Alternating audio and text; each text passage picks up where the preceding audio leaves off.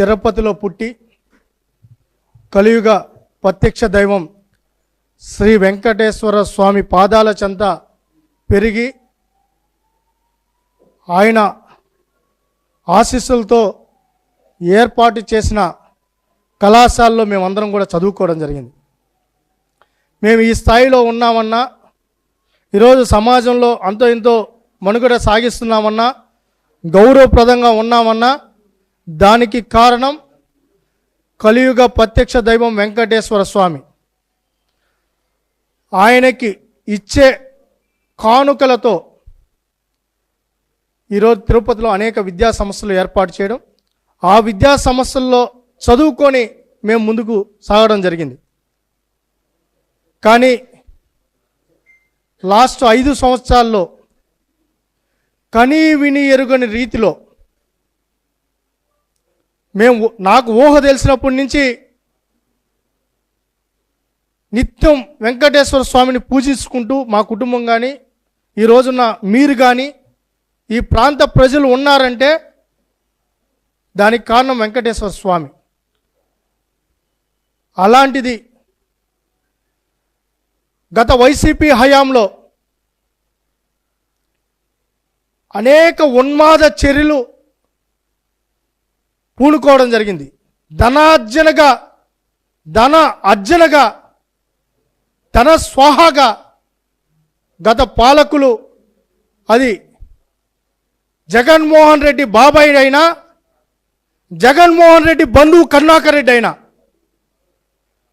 వాళ్ళిద్దరూ చైర్మన్లుగా ఉండి విధ్వంసాలు చేశారు. స్వామివారి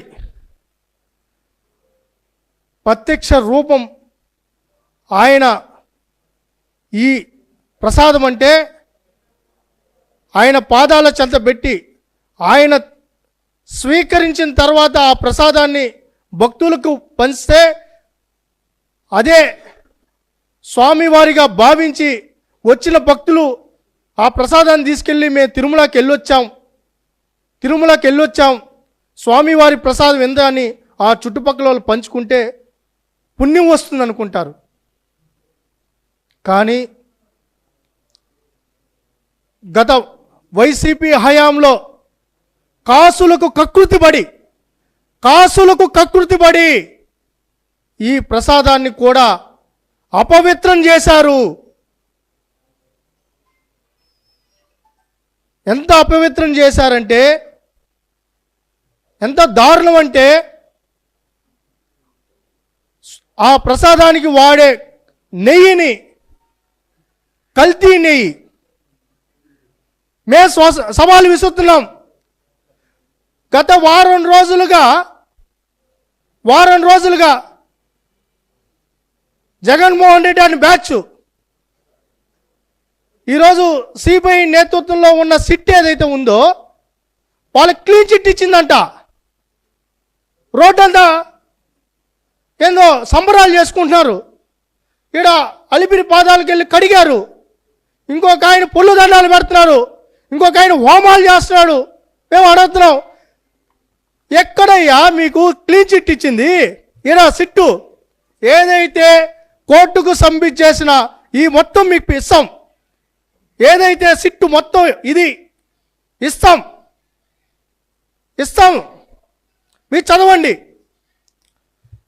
మీరు చదవండి ఎక్కడ క్లీన్ చిట్ ఇచ్చింది.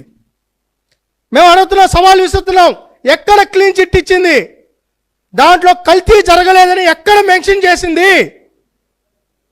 మేము క్లియర్గా ఇక్కడ ఉంది కదా, రండి. మళ్ళా అన్ని పేపర్లు మీరు చదవాలంటే ఇబ్బంది కదా. మళ్ళీ మేము డ్రాఫ్ట్ చేసాం. మీకు ఏదైతే ఉందో దానికి సంబంధించి ఏదైతే 68 లక్షల కిలోగ్రామ్స్ ఏదైతే ఉందో 250 కోట్ల రూపాయల అవినీతి జరిగింది. 0% మిల్క్. ఇంకా నేను ఏం మాట్లాడాలో మాకైతే అర్థం గల. 0% మిల్క్ లేకుండా నెయ్యి ఉందంట. అమ్మ లేకుండా పెట్టు నెట్టు. మరి ఎట్టా బిడ్డ పుట్టిందో నాకు అర్థం కల. మిల్క్ లేకుండా నెయ్యి ఎట్టు పుట్టిందో మాకు అర్థం కాల.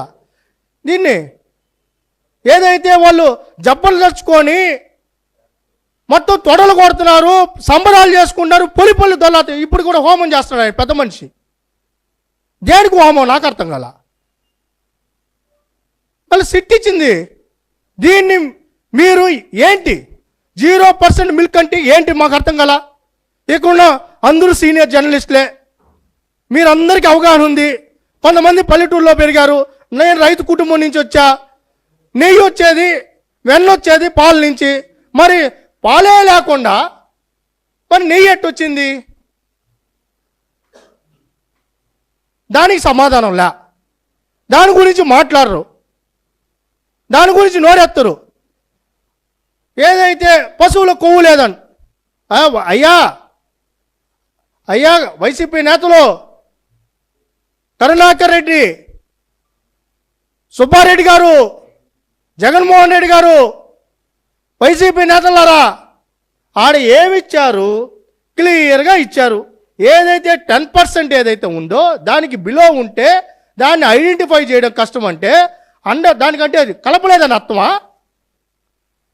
దాంట్లో కలపలేదని అర్థమా? మేము అడుగుతున్నాం. మీరు క్లియర్గా ఉంది. ఏదైతే ఎస్ వాల్యూ ఏదైతే ఉందో ఆ ఎస్ వాల్యూ ప్రకారం దానికంటే లోలో ఉంది కాబట్టి దాంట్లో అవకాశాలు ఉన్న స్పష్టంగా ఉంది. సరే, మేము అడుగుతున్నాం, మరి పాలే లేకుండా నెయ్యి ఎట్టు పుట్టిందో చెప్పండి. సరే, మీరు ఇన్ని మాట్లాడుతున్నారు.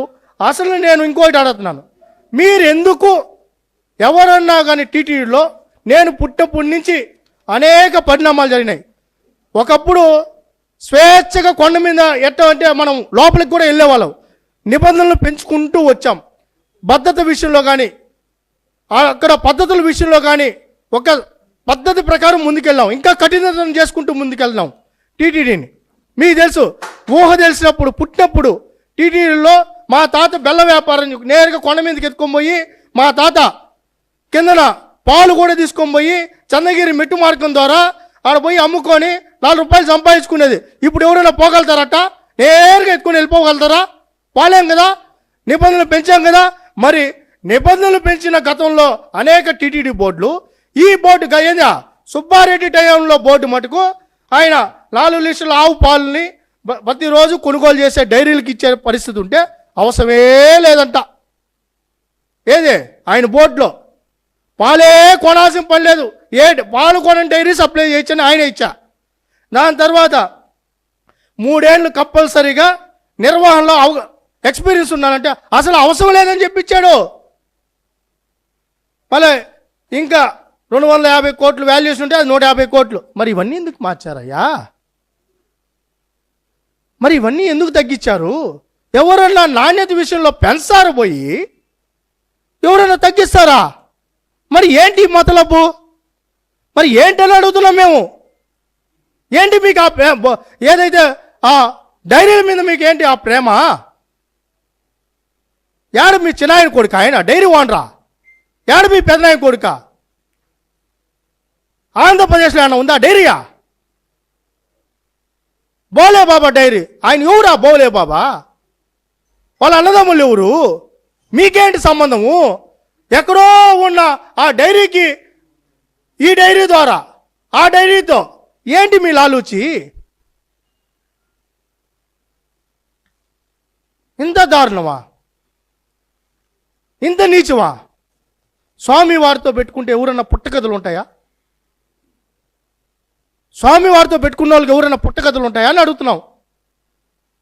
కలియుగ ప్రత్యక్ష దైవం ప్రపంచంలో ఉన్న హిందువులంతా, హిందువులే కాదు కొన్ని కోట్ల మంది ఇక్కడికి వచ్చి వాళ్ళ కష్టాలు చెప్పుకొని అవి తీర్తాయన్న నమ్మకంతో భక్తిభావంతో ముందుకెళ్తా ఉంటే మీరు ఆ భక్తిని, భక్తుల మనోభావాలు దెబ్బతీస్తారా? ఈరోజు ప్రసాదం చూడండి, ఆ రోజు ప్రసాదం ఉంది, మీరు అందరూ తినుంటారు.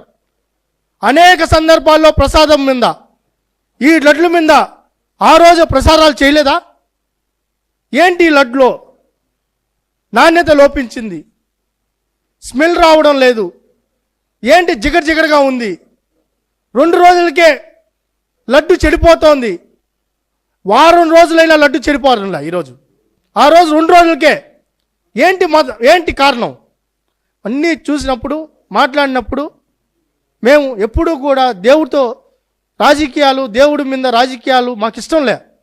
ముఖ్యంగా చంద్రబాబు నాయుడు గారికి అస్సలు ఇష్టం లేదు. ఎందుకంటే ఆయన ఆశీస్సులతో ఆయన ఈరోజు పరిపాలన చేస్తున్నారు. కానీ ఈరోజు భక్తుల మనోభావాలను దెబ్బతీసుకుంటూ ముందుకెళ్తున్న రోజు ఎంత నీచం.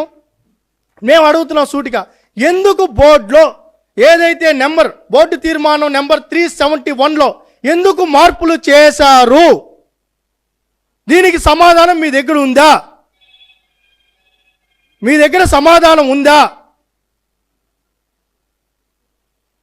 సిట్టు నీట్గా కల్తీ జరిగింది అని నీట్గా ఇస్తే మీరెందుకు? వీళ్ళు ఎట్టుందంటే,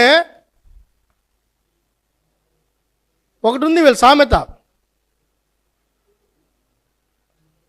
మేము గొడ్డలతో చంపలేదు, కత్తితో పొడిచేసాం, కాబట్టి గొడ్డలు అనేది ఆరోపణ తప్పు. ఈ గొడ్డల గురించి మాట్లాడతారు, పొడిచింది లేదా దాని గురించి మాట్లాడాలా, కల్తీ జరిగిందా లేదనే దాని గురించి మాట్లాడాలా. వీళ్ళు మహానుభావులు, మేధావులు, ఉపనిషత్తులు మాట్లాడుతున్నారు. మేము అడుగుతున్నాం,